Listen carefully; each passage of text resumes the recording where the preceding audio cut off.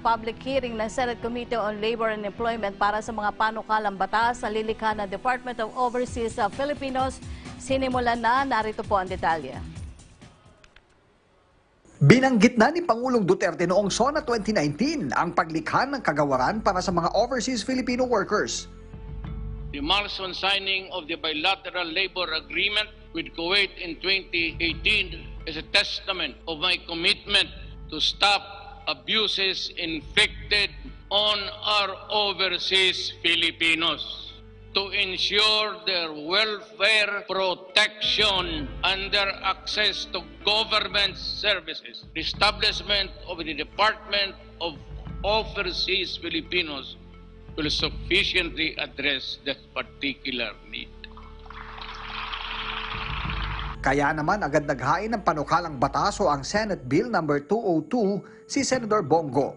Makalipas ang isang taon, inulit ng Pangulo sa kanyang SONA noong Hulyo ang pagkakaroon ng departamento sa kanyang administrasyon para tumutok sa kapakanan ng mga overseas Filipino. The past law establishing the Department of Overseas Filipinos solely on addressing the concerns of Filipinos abroad and their families. I reiterate this swift passage. Kawawa kasi itong ating mga overseas.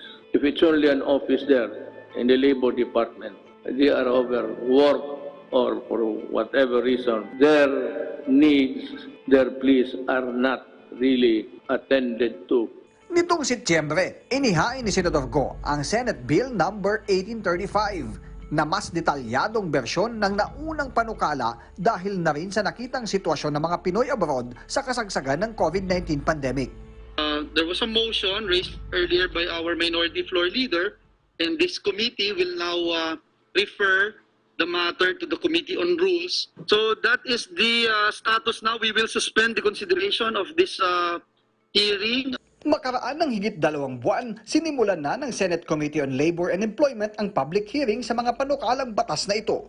This hearing has been a long time coming. This is our heeding of the call of the President to enact a measure that will create a department solely focused on the ever-growing needs of Filipinos in foreign lands. I thank our good chair, Senator Villanueva, for leading in this first step towards the realization of this goal. The President has been steadfast in his position that the country needs a department to properly address the concerns of Filipino overseas. This is so important to him that he has called for the creation of this department in the last two of State of the Nation addresses. Ayon sa mambabatas, simple lang ang layunin ng panukalang batas, ang lumikha ng ahensya na magtitimon para sa lahat ng concerns ng higit 10 milyong Pinoy abroad. Tandaan natin that is almost or more than 10% of the whole population po ng buong sambayan ng Pilipinas.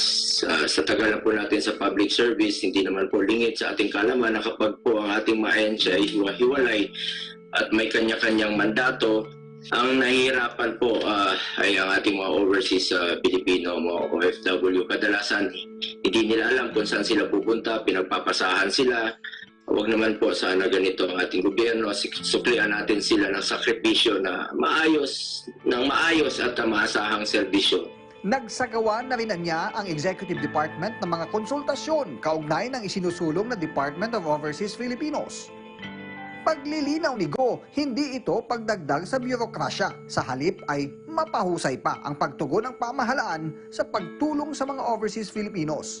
Bukod kay Go, may kahalintulad ding panukalang batas sina Senate Labor Committee Chairman Joel Villanueva, Senator Ramon Revilla Jr. at Senate Majority Leader Juan Miguel Zubiri.